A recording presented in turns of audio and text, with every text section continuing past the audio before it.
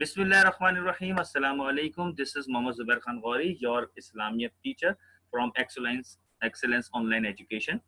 آج ہم لوگ اسلامیت کے اندر جو ٹاپک پڑھنے جا رہے ہیں وہ احادیث ہے. اس سے پہلے ہم لوگوں نے اسلامیت کے بارے میں ایک انٹروڈکشن پڑھا تھا کہ اسلامیت بیسیکلی ہمارا جو مذہب ہے اسلام, اس کے بارے میں نالج حاصل کرنے کو کہتے ہیں. اور لازم سی بات ہے, جب ہم اسلام کے بارے میں نالج حاصل کریں گے تو ہمیں دو باتیں پتہ چلیں گی. نمبر 1 کہ کون کون سے کام ہیں جو اسلام ہمیں اجازت دیتا ہے کہ کرو, جو کام ہمیں کرنے ہیں جس کو ہم نیکی کہتے ہیں, اور اس کام کو کرنے کے اوپر ہمیں جزا دی جائے گی, ہمیں اس کا ایک بہترین بدلہ دیا جائے گا. اور دوسری بات, ہمیں اسلام یہ بھی بتاتا ہے کہ کون کون سے کام ہیں جو تم نے نہیں کرنے, جس کو برائی کہا جاتا ہے. اور اللہ تعالیٰ نے قرآن کریم کے اندر ایمان والوں کو جو حکم دیا گیا ہے وہ یہی حکم دیا گیا ہے کہ امر بالمعروف و نہی عن المنکر, کہ تم نیکی کا حکم دیتے ہو, برائی سے روکتے ہو. اس کا مطلب ہے کہ ہمیں اس دنیا کے اندر نیکی والے کام کرنے ہیں اور برائی سے دور رہنا ہے. اب نیکیاں کون کون سی ہیں؟ سب سے بڑی نیکی تو یہی ہے کہ آپ اللہ تعالیٰ کو پہچانو, اللہ تعالیٰ پر ایمان رکھو. آپ توحید, روزہ, نماز, زکوٰۃ, حج, ارکان اسلام ہوتے ہیں, کلمہ, نماز, روزہ, زکوٰۃ, حج. تو یہ ارکان اسلام آپ نے پورے کرنے ہیں. اور پھر اس کے ساتھ ساتھ حقوق اللہ, حقوق العباد, یہ بہت ساری چیزیں ہیں جو ہم نے دیکھنا ہے کہ ہمارا جو مذہب ہے, ہمارا جو دین ہے اسلام, جو اللہ تعالیٰ کے نزدیک بہترین دین ہے. اور اس کے ساتھ ساتھ اللہ تعالیٰ نے اسلام کے لیے رضامند بھی ہو گیا, جیسے سورہ مائدہ میں اللہ تعالیٰ نے فرمایا وَرَضِيتُ لَكُمُ الْإِسْلَامَ دِينًا, کہ اللہ تعالیٰ نے اسلام کے دین ہونے پر رضامند ہو گیا, اللہ تعالیٰ اسلام کے دین ہونے پر رضامند ہو گیا. سورہ آل عمران میں فرمایا کہ ان الدین عند اللہ الاسلام, کہ بے شک اللہ کے نزدیک دین اسلام ہے. اور مزید اللہ تعالیٰ نے قرآن کریم کے اندر فرمایا کہ وَمَن يَبْتَغِ غَيْرَ الْإِسْلَامَ دِينًا فَمَن يُقْبَلَ مِنْهُ, کہ جو شخص اسلام کے سوا کسی اور دین کا طالب ہوگا تو ہرگز اس سے قبول نہ کیا جائے گا. تو یہ جو اسلام ہے یہ ایک ایسا دین ہے کہ جس کی تبلیغ ہر نبی نے کی. آدم علیہ السلام سے لے کے محمد صلی اللہ علیہ وسلم تک جتنے بھی انبیاء علیہ السلام مبعوث ہوئے, انہوں نے جس دین کی تبلیغ کی وہ دین اسلام ہے. اور دین اسلام کے اندر ان کی جو تبلیغ کا مغز ہوا کرتا تھا وہ یہی تھا ان اعبدوا اللہ واجتنبوا الطاغوت, کہ اللہ کی عبادت کرو اور جو طاغوت ہیں, معبودان باطنہ ہیں, یا جو دیگر معبود ہیں جن کی لوگ پوجا کرتے تھے, ان کا انکار کر دو. تو کہنے کا مطلب صرف اور صرف یہ ہے کہ اسلامیت ایک ایسی ایجوکیشن ہے, ایک ایسی اسٹڈی ہے جو آپ کو دین اسلام کے بارے میں نالج فراہم کرتی ہے. اور اس نالج کے اندر ہمیں کیا کرنا ہے, ہمیں یہ دیکھنا ہے کہ کون کون سے کام کرنے کا حکم دیا جا رہا ہے جس کو ہم نیکی کہتے ہیں, کون کون سے کام ہے جس سے روکنے کا حکم دیا جا رہا ہے جس کو ہم برائی یا بدی کہتے ہیں. نیکی کے کام کریں گے تو جزا ملے گی, برائی کا کام کریں گے تو اس کا بھی بدلہ ملے گا. بس فرق یہ ہے کہ نیکی کے کام کا بدلہ اچھا ملتا ہے اور برائی کے کاموں کا بدلہ جو ہے وہ برا ملتا ہے. تو یہ جو سبجیکٹ ہے ہمارے پاس اسلامیت, اس کو پڑھنے کے ہمارے پاس ایک فائدہ اور ہوتا ہے. اس سبجیکٹ کو ہم صرف اس لیے نہیں پڑھتے کہ ہم نے نمبر حاصل کرنے ہیں اور ہم نے جو ہے وہ پوائنٹس گیننگ کرنے ہیں, ہم نے 70 نمبر لے لیے, ہم نے 60 نمبر لے لیے, ہم نے رٹا لگا لیا.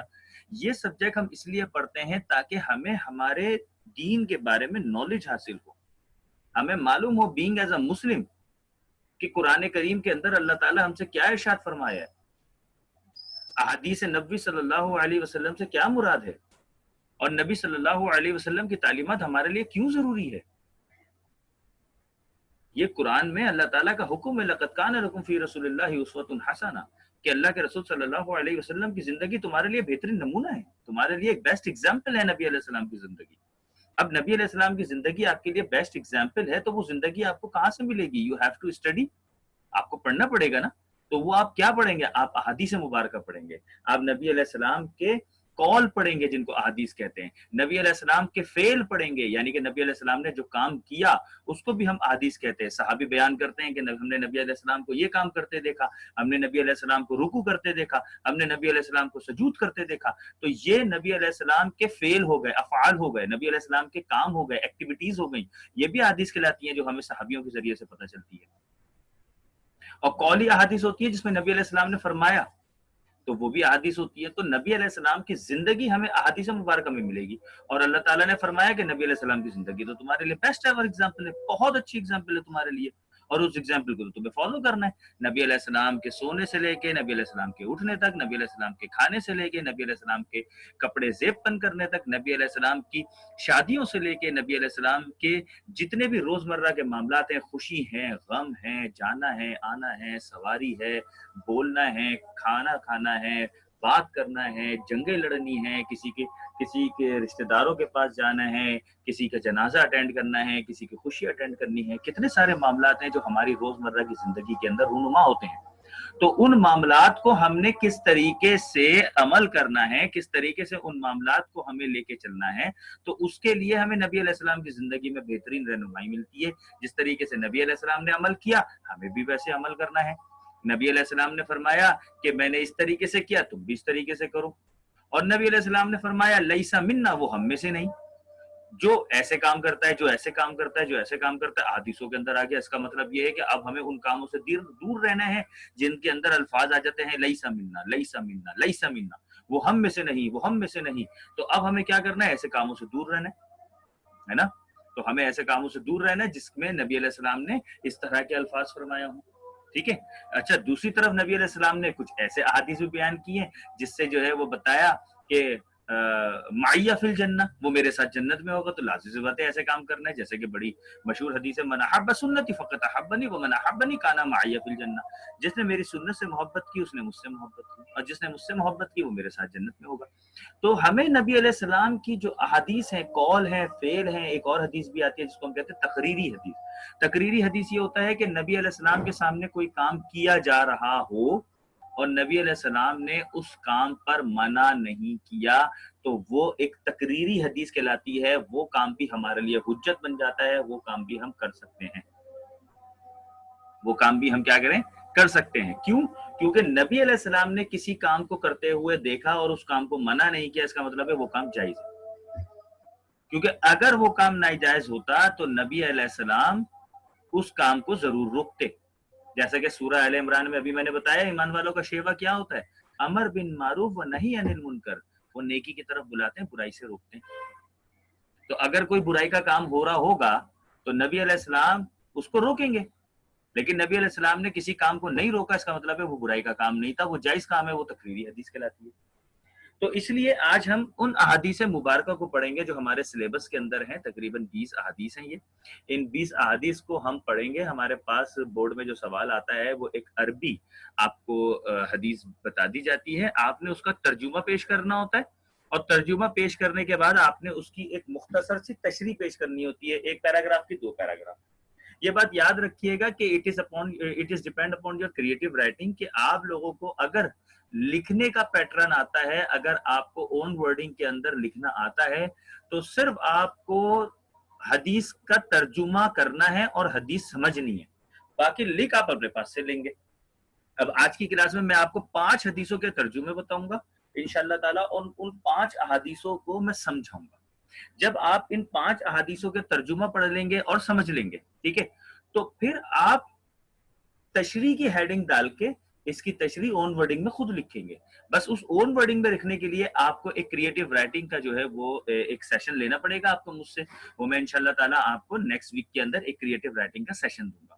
اس کریٹو رائٹنگ کے سیشن سے یہ فائدہ ہوتا ہے کہ آپ اون ورڈنگ کے اندر خود سے لکھنا شروع ہو جاتے ہیں، ٹھیک ہے۔ تو ہم شروع کرتے ہیں احادیث کی طرف۔ اچھا، ایک اور مزیدار بات وہ بھی یاد رکھیے گا کہ وہی کہتے ہیں کہ جو اللہ تعالیٰ کا پیغام ہے جو نبیوں تک پہنچتا ہے بذریعہ فرشتہ، جبرائیل علیہ السلام اللہ تعالیٰ کا جو پیغام ہے وہ نبی علیہ السلام تک لے کر آتے تھے، اس کو ہم وحی کہتے تھے۔ اب وحی ہمارے پاس 2 قسم کی ہوتی ہے، ایک کہلاتی ہے وحی ہے مطلوب، اور ایک کہلاتی ہے وحی غیر مطلوب۔ وحی مطلوب وہ وحی ہوتی ہے جو اللہ تعالیٰ کے الفاظ بھی ہوتے ہیں، یعنی کہ کلام اللہ، اور اس کی تلاوت کی جاتی ہے جو ہمارے پاس قرآن کریم کی صورت میں موجود ہے۔ یعنی کہ قرآن کریم میں الحمدللہ رب العالمین سے لے کے آخری پارے کی آخری سورت والناس تک، من الجنت والناس تک، یعنی کہ پورا قرآن مجید جو آپ کے پاس موجود ہے یہ وحی ہے مطلوع ہے، یعنی کہ اس کے الفاظ اللہ تعالیٰ کی طرف سے ہیں۔ یہی وجہ ہے کہ ہم اللہ تعالیٰ کی کتاب قرآن مجید کو کلام اللہ بھی کہتے ہیں کہ یہ اللہ تعالیٰ کا کلام ہے۔ اور اس کی تلاوت کی جاتی ہے، جسے ہم وحی مطلوع کہتے ہیں، جو ہمارے پاس قرآن کریم کی صورت میں موجود ہے، اور وحی غیر مطلوع جو ہمارے پاس احادیث صحیحہ کی صورت میں موجود ہے، اسے ہم وحی غیر مطلوع، اس کی تلاوت نہیں ہوتی، اور دوسرا اس کے الفاظ نہیں بلکہ اس کے معنی و مفہوم اللہ کی طرف سے، الفاظ نبی علیہ السلام کے ہوتے ہیں کہ نبی علیہ السلام نے فرمایا، لیکن اس کے معنی و مفہوم اللہ تعالیٰ کی طرف سے ہوتے ہیں۔ اچھا وہ کس طرح میں کہہ رہا ہوں، ہمارے پاس دلیل ہونی چاہیے نا، تو ہمارے پاس دلیل ہے قرآن کریم کے اندر اللہ تعالیٰ نے فرمایا کہ نبی علیہ السلام اپنے پاس سے کوئی بات نہیں کہتے، اپنے جی سے کوئی بات نہیں کہتے، اپنی خواہش سے کوئی بات نہیں کہتے، بلکہ جو بھی وہ بات کہتے ہیں وہ وہی ہوتی ہے۔ اس کا مطلب ہے نبی علیہ السلام نے ہمیں دین کی جتنی بھی تعلیمات دی ہیں اس میں سے کوئی بھی بات not even a single word انہوں نے اپنے پاس سے نہیں کہا، اپنی خواہش سے نہیں کہا، بلکہ انہوں نے ہمیں دینی تعلیمات جتنی بھی پہنچائی ہیں وہ ساری کی ساری وہی ہے، وہی۔ تو جتنی ہمیں دینی تعلیمات کے احکامات احادیث کے اندر مل رہے ہوتے ہیں تو وہ بھی ساری وہی ہوتی ہیں، بس فرق یہ ہے کہ ہم اس کو کہتے ہیں وہی غیر مطلوع۔ تو احادیث صحیحہ بھی وہی ہوتی ہے، وہی غیر مطلوع ہوتی ہے، اس کے معنی اللہ تعالیٰ کی طرف سے ہوتے ہیں، الفاظ نبی علیہ السلام کے ہوتے ہیں، جبکہ جو وہی مطلوع ہوتی ہے قرآن کریم، اس کے الفاظ بھی اللہ تعالیٰ کی طرف سے ہوتے ہیں اور اس کی ہم تلاوت کرتے ہیں، جس کو ہم کلام اللہ قرآن مجید بھی کہتے ہیں۔ تو یہ تو آپ کو بات سمجھ میں آ گئی۔ اس کا مطلب یہ کہ احادیث صحیحہ پر عمل کرنا نہایت ضرور ہے، کیونکہ نہایت ضروری ہے، کیونکہ یہ بھی وہی ہے، یہ بھی اللہ تعالیٰ کا حکم ہے، اللہ تعالیٰ کا پیغام ہے یہ، کیونکہ نبی علیہ السلام اپنے پاس سے تو کوئی بات نہیں کہتے، اور جو بھی بات کہتے ہیں وہ تو وہی ہوتی ہے، اللہ تعالیٰ کا پیغام ہوتا ہے۔ تو اب احادیث صحیحہ میں بھی ہمیں اللہ تعالیٰ کا پیغام مل رہا ہے۔ اب ہم دیکھتے ہیں، سب سے پہلے ہمارے پاس پہلی حدیث آتی ہے افضل۔ افضل کہتے ہیں بہترین کو، کہتے ہیں یار یہ تو مجھ سے بھی افضل ہے نا، تو افضل کہتے ہیں بہترین کو۔ افضل الاعمال، اعمال کہتے ہیں جو آپ عمل کر رہے ہیں، جو آپ پرفارمنس کر رہے ہیں، جو آپ کام کر رہے ہیں، اس کو ہم کہتے ہیں عمل۔ چونکہ بہت سارے کام ہیں تو اس کو ہم کہتے ہیں اعمال، عمل کی جمع۔ افضل الاعمال سب سے بہترین اعمال، سب سے فضیلت والا عمل، یعنی کہ تمام اعمال میں سب سے بہترین عمل کیا ہوگا؟ لا الہ الا اللہ۔ یہ کیا ہے؟ ہمارے کلمے کا پہلا جز، نہیں ہے کوئی معبود سوائے اللہ کے، سب سے بہترین عمل یہ ہے۔ اور یہ عمل کس بات پہ ہے؟ یہ میں آپ کو ابھی اس بات پہ بتاتا ہوں۔ جب ہم زبان سے کہتے ہیں نا لا الہ الا اللہ، نہیں ہے کوئی معبود، نہیں ہے کوئی الہ، نہیں ہے کوئی پوجنے والی ذات، کسی کے آگے سر نہیں جھکے گا، کسی کے آگے رکوع نہیں ہوگا، کسی کے آگے سجدہ نہیں ہوگا۔ لا الہ، تمام الہوں کے، تمام خداؤں کا انکار کر دیا۔ لا الہ، لا کہتے ہیں نہیں، الہ معبود، کوئی معبود ہی نہیں ہے۔ اب الا اللہ، مگر اللہ کے، یعنی کہ سب سے پہلے اپنے دل سے تمام خداؤں کو آپ نے دور کر، اب ایک الہ، ایک معبود، ایک الہ کہتے ہیں معبود کو، معبود کسے کہتے ہیں؟ جس کی عبادت کی جائے، اور آپ نے ایک معبود اپنے دل کے اندر بٹھا لیا، اور وہ کون ہے؟ الا اللہ، مگر اللہ۔ یہ سب سے بہترین عمل کس بنیاد پر ہے؟ جب آپ نے قول سے اس بات کا اقرار کیا کہ اللہ کے سوا کوئی پوجنے والی ذات نہیں ہے، اللہ کے سوا کسی کے آگے رکوع نہیں ہوگا، اللہ کے سوا کسی کے آگے سجدہ نہیں ہوگا، اللہ کے سوا کسی کے آگے یہ گردن نہیں جھکے گی، اللہ کے سوا کسی کو میں اپنا رب نہیں کہوں گا۔ جب آپ نے اس بات کا اقرار کیا اور اس پر عمل بھی کیا، یعنی کہ اب عمل کیا ہے؟ آپ کے رکوع ہو رہے ہیں، آپ کے سجدے ہو رہے ہیں، آپ کی پکاریں ہو رہی ہیں، آپ کی دعائیں ہو رہی ہیں، آپ کی گڑ گڑانا ہو رہا ہے، آپ کی اپنی ضروریاتیں آپ مانگ رہے ہیں، تو صرف اللہ سے۔ یہ عمل ہوا نا، لا الہ الا اللہ۔ اب ایک شخص ہے وہ کہہ رہا ہے لا الہ الا اللہ، اللہ کے سوا کوئی معبود نہیں ہے، لیکن دوسروں کے دروں پر جا جا کے ماتھے بھی ٹیک رہا ہے، دوسروں کے دروں پر جا جا کے اپنی دعائیاں بھی پوری کر رہا ہے، تو یہ تو اس کا عمل تو نہیں ہوا، اس کے تو قول اور فعل کے اندر تضاد ہوا۔ تو افضل الاعمال، سب سے بہترین عمل کیا ہے؟ لا الہ الا اللہ، اس بات کا اقرار کر لو کہ اللہ کے سوا کوئی معبود نہیں ہے، اللہ کے سوا کوئی پوجنے والا نہیں ہے۔ اور ابھی میں نے آپ کو تھوڑی دیر پہلے بتایا کہ جتنے بھی انبیاء علیہ السلام آئے انہوں نے اسی عمل کی تو دعوت دی، ان اعبدوا اللہ واجتنبوا الطاغوت، طاغوتوں سے بچو، اللہ کی عبادت کرو۔ نبی علیہ السلام نے قریش مکہ سے جو ظلم و ستم برداشت کیے ہیں، کیوں برداشت کیے ہیں؟ کیونکہ نبی علیہ السلام نے ان کو افضل الاعمال، سب سے بہترین عمل کی تو دعوت دی تھی کہ قولوا لا الہ الا اللہ تفلحوا، کہ اللہ کے سوا کوئی اللہ الہ نہیں ہے، مان لو اس بات کو، فلاح پا جاؤ گے۔ تو نبی علیہ السلام نے ان کو اسی چیز کی طرف تو دعوت دی تھی۔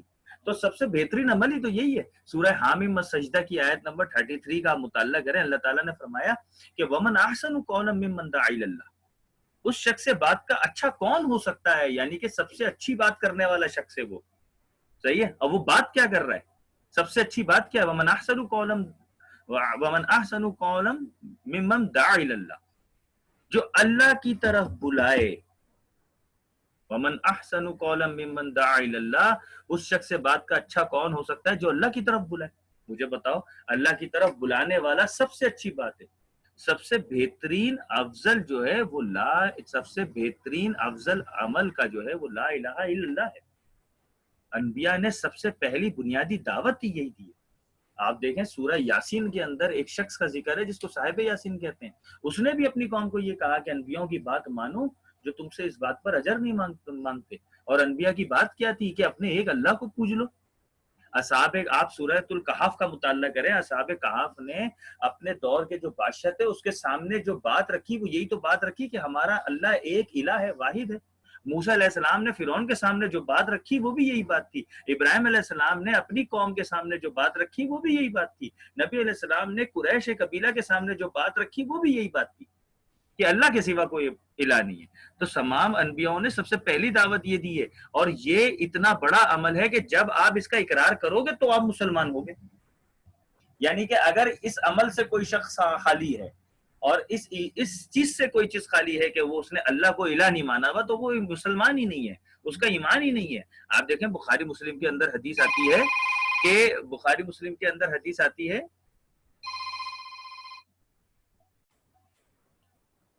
تو کہنے کا مطلب یہ ہے کہ جب بخاری و مسلم کی حدیث ہے اس کے اندر یہ بتایا کہ اسلام کی بنیاد 5 اراکین پر ہیں۔ سب سے پہلا جو رکن ہے وہ یہی ہے کہ اس بات کی گواہی دینا کہ اشہد لا الہ الا اللہ وان محمد عبدہ ورسولہ، کہ اس بات کی گواہی دینا کہ اللہ کے سوا کوئی معبود نہیں ہے، محمد صلی اللہ علیہ وسلم اللہ کے بندے اس کے رسول ہیں۔ تو اس لیے اس کو افضل الاعمال کہا گیا ہے۔ میں نے آپ کو بہت بڑی ایکسپلینیشن کر دی ہے اس کی، آپ اس کو بڑی آسانی سے لکھ سکتے ہیں۔ واہ کہتے ہیں، اور میں نے آپ کو بتایا تھا جب کسی بھی عربی کے بیچ میں واو آ جائے تو اس کا مطلب ہوتا ہے واہ افضل الدعا، یعنی کہ سب سے بہترین دعا کیا ہے، الاستغفار، استغفار ہے، صحیح ہے۔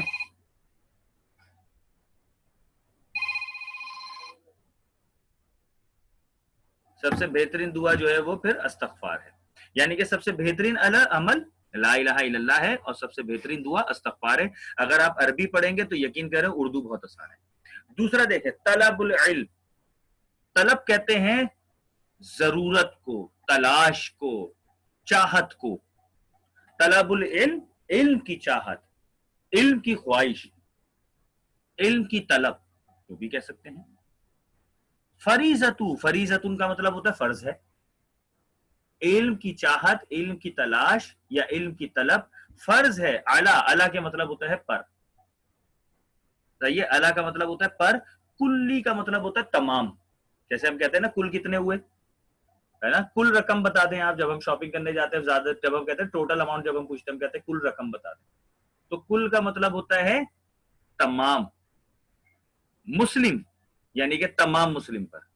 طلب العلم یعنی کہ علم کی طلب فریضۃ الفرض ہے، اعلیٰ پر، کلی مسلم تمام مسلم پر۔ اب آپ اس کا جملہ مکمل کر کے کریکٹ یعنی کہ آپ ترتیب کر دیں، محاورتاً جملہ بنا دیں کہ علم کی طلب ہر مسلمان پر فرض ہے۔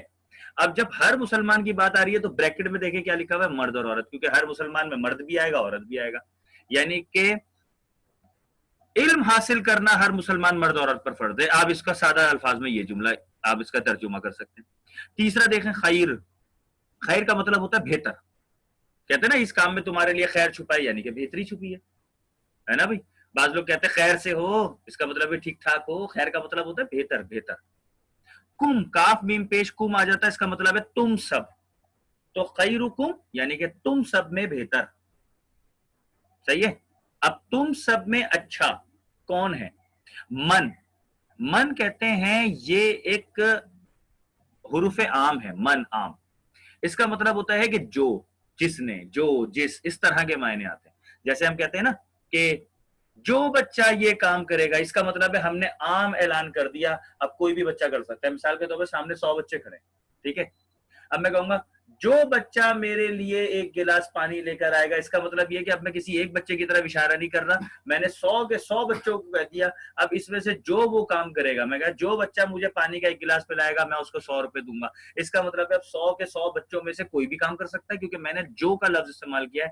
جو کا لفظ عام لفظ استعمال ہوتا ہے، سب کے لیے استعمال ہوتا ہے، کوئی بھی وہ کام کر سکتا ہے نا بھائی. تو میں 100 روپے کس کو دوں گا؟ جو وہ کام کرے گا، جو نہیں کرے گا اس کو نہیں دوں گا. اسی طریقے سے عربی میں من آتا ہے، من کا مطلب ہوتا ہے جو. خیرکم، تم میں بہتر ہے وہ کون؟ من، جو تعلم القرآن، قرآن سیکھے. تعلم، قرآن کا علم حاصل کرے، قرآن کی تعلیم حاصل کرے. اور وعلمہ، اور علمہ کا مطلب اس کا علم سکھائے، دوسروں کو سکھائے. خیرکم من تعلم القرآن وعلمہ، تم میں سے بہتر شخص وہ ہے جو قرآن کو سیکھے اور سکھائے. اب آپ دیکھیں جو حدیث نمبر 2 ہے ہمارے پاس، اس کی تشریح کیا ہو جائے گی؟ علم جو ہے وہ تمام مسلمان مرد اور عورت پر فرض ہے. کسی قسم کی کوئی قید نہیں ہے کہ مرد علم حاصل کرے گا عورت علم حاصل کرے گی، نہیں، بالکل مرد بھی علم حاصل کرے عورت بھی علم حاصل کرے. اپنے حدود و قیود کے ساتھ رہ کر آپ علم حاصل کریں، اس علم کے اندر دنیاوی علم بھی حاصل کریں اور دینی علم بھی حاصل کریں. جبکہ آپ دیکھیں حدیث نمبر 3 کے اندر بتایا بہتر شخص وہ ہے جو قرآن کو سیکھے اور سکھائے. یہ ایک ایسا پروسیس ہو جاتا ہے کہ آپ یقین کریں اگر ہر شخص اپنے آپ کو بہترین مسلمان بنانے کی کوشش میں لگا رہے تو ہر شخص 2 کام کر لے گا. نمبر 1، قرآن کو خود سیکھے گا اور قرآن کو دوسرے کو سکھائے گا. مثال کے طور پہ میں نے قرآن سیکھا، میں نے اپنے بھائی کو سکھایا، میرے بھائی نے سیکھا، اس نے اپنے بیٹے کو سکھایا، پھر کسی دوست نے سیکھا، اس نے اپنے دوست کو سکھایا. آپ اس طرح دیکھیں کہ اگر 50 لوگ قرآن سیکھ رہے ہیں تو وہ 500 لوگوں کو سکھائیں گے، پھر 500 لوگ سیکھ رہے ہیں تو 5000 لوگوں کو سکھائیں گے. اس طریقے سے علم کا جو میدان ہے یا علم جو ہے وہ بڑی تیزی سے پھیلتا ہے. بڑی بہترین حدیث ہے اور ہر انسان چاہتا ہے کہ وہ اچھا بن جائے، ہے نا. تو اچھا بننے کے لیے قرآن کو پہلے سیکھنا ہے، دوسرا سکھانا ہے. دوسری اہم بات جو یہ بتائی گئی ہے وہ یہ کہ یہ جو قرآن ہے جس کی آپ تعلیم دینے کی بات کر رہے ہیں تو اس سے پہلے آپ کو خود سیکھنا ہے. یعنی کہ first of all apply on your self, اپنے اوپر اپلائی کرنا ہے آپ نے. اس کے بعد آپ اس کو جو ہے وہ ایکسٹینڈ کریں، اس کے بعد آپ اس کو دوسروں تک پھیلائیں، اس کے بعد آپ اس کی پریچنگ کریں. اگر آپ قرآن کریم کی تعلیمات لوگوں تک پھیلا رہے ہیں تو سب سے پہلے اس تعلیمات پر خود عمل کرنا ہے. یہ بات ٹھیک ہے. اس کے بعد ہے نمبر 4 من. میں نے آپ کو بتایا تھا من ایک عام لفظ ہے، جس یا جو. من صلی، جس نے درود بھیجا. صلی کہتے ہیں یہ صلاۃ و سلام بھیجنے کو، یعنی کہ دعائیہ کلمات ہیں جو نبی علیہ السلام تک ہم دیتے ہیں، صحیح ہے، یعنی کہ درود بھیجنا. علی، پر. من صلی علی، جس نے درود بھیجا، علی، پر. مرہ، ایک مرتبہ. فتح اللہ، تو اللہ تعالی نے اس کے لیے کھول دیا. فتح، کھول دیا. اللہ نے، لہو، اس کے لیے، بابن، دروازہ، من العافیہ، عافیت کا. اور درود کس پر بھیجتے ہیں؟ نبی علیہ السلام پر. تو ترجمہ یہ بنا جس نے مجھ پر ایک مرتبہ درود بھیجا. من صلی علی مرتی، مرتن، جس نے مجھ پر ایک مرتبہ درود بھیجا. فتح اللہ، اللہ تعالیٰ نے کھول دیا. لہو بابا، اس کے لیے دروازہ، من العافیہ، عافیت کا. آئی بات سمجھ میں؟ اس کے بعد ہمارے پاس وقت بہت شارٹ ہے، ہم 5ویں حدیث کرتے ہیں. لا یؤمن احدکم، احدکم، لا یعنی کہ نہیں، یؤمن مومن یعنی کہ کوئی مومن نہیں ہو سکتا. احدکم، تم میں سے کوئی ایک. تم کا مطلب تم سب، احد کا مطلب ایک. تم میں سے کوئی شخص مومن نہیں ہو سکتا حتی، یہاں تک کہ یکون ہواء تبعا لما جئت بہ، جب تک کہ اس کی خواہش، احوا کہتے ہیں اس کی جو دل کے اندر باتیں ہوتی ہیں، خواہش جسے ہم کہتے ہیں، وہ اس تعلیم کے مطابق نہ ہو جائے، تبعاً اس کے مطابق نہ ہو جائیں، لما جئت بہ، جس پر جو نبی صلی اللہ علیہ وسلم لے کر آئیں. یعنی نبی علیہ السلام کیا لے کر آئیں؟ شریعت، دین اسلام کے احکامات، دین اسلام کی تعلیمات. یہی تو تعلیمات ہے جو نبی علیہ السلام لے کر آئیں. اگر ہماری خواہشیں نبی علیہ السلام کی تعلیمات کے مطابق نہیں ہوتی تو ہم مومن نہیں ہیں. بلکہ ہم کیا، کوئی بھی شخص مومن نہیں ہے. جب تک کہ اس کی تمام خواہشیں، اس کی خواہشات نبی علیہ السلام کی تعلیم جو نبی علیہ السلام لے کر آئے اس کے مطابق نہ ہو. یعنی کہ ہمیں سونا، بیٹھنا، اٹھنا، پھرنا، چلنا، دوڑنا، کھانا، پینا، ہر قسم کے معاملات، ہر قسم کے معاملات، بھلے وہ خوشی کے ہوں، غم کے ہوں، اس میں ہمیں اپنی خواہش نہیں چلانی. مثال کے طور پہ خوشی کا موقع ہے تو بھائی میری خواہش ہے میں ہوائی فائرنگ کروں گا، میری خواہش ہے میں بم پھاڑوں گا، میری خواہش ہے میں جو ہے نا وہ ایک گاڑی نہیں میں 100 گاڑیاں لے کے جاؤں گا. یہ میری خواہش نہیں چلے گی دین اسلام کے. میری خواہش نبی علیہ السلام کی تعلیم کے مطابق ہونی چاہیے کہ میں اگر خوشی منا رہا ہوں تو میں اللہ کے آگے رکوع و سجود کروں، اللہ کے بندوں کا خیال رکھوں، اللہ کی راہ میں خرچ کروں. تو میری خواہشیں بالکل، اگر میری خواہش ہے میں آج کوئی خوشی منا رہا ہوں تو یہ میری خواہش ہے کہ میں خوشی کیسے منا رہا ہوں، تو میری خواہش بالکل ویسی ہونی چاہیے جیسے نبی علیہ السلام نے تعلیمات دی ہے. جیسے خوشی نبی علیہ السلام نے منائی ہے میں بھی خوشی ویسے مناؤں، جیسے غم نبی علیہ السلام نے منائے ویسے غم میں بھی مناؤں. میں اپنے پاس سے غم کے اندر زیادہ غم زدہ نہ ہو جاؤں کہ میں 6 مہینے سوگ منا رہا ہوں، سال سوگ منا رہا ہوں. نہیں، جب نبی علیہ السلام 3 دن کا جو ہے وہ سوگ مناتے تو پھر میں بھی 3 دن مناؤں. نبی علیہ السلام نے منع کر دیا کہ جو ہے وہ اپنے گریبان چاک مت کرو، جاہلوں جیسی باتیں نہ کرو. تو اسی طرح ہمیں بھی غم کے اندر جو ہے وہ اس باتوں کا خیال رکھنا ہے کہ ہمیں بھی کوئی جہالت جیسی باتیں نہیں کرنی. تو آج ہمارا یہ ٹاپک ہمارا مکمل ہوا. آج ہم نے 5 احادیث مکمل کری. That's all for today. We will meet inshallah on our next topic. Till then, السلام علیکم ورحمۃ اللہ وبرکاتہ. سبحانک اللہم و بحمدک، اشہد ان لا الہ الا انت، استغفرک و اتوب الیک. اللہ تعالیٰ سے دعا ہے کہ جو کچھ سنا، جو کچھ کہا، جو کچھ پڑھا، اس پر سب سے پہلے مجھے اور ہم سب بھائیوں کو عمل کرنے کی توفیق عطا فرمائے. السلام علیکم ورحمۃ اللہ.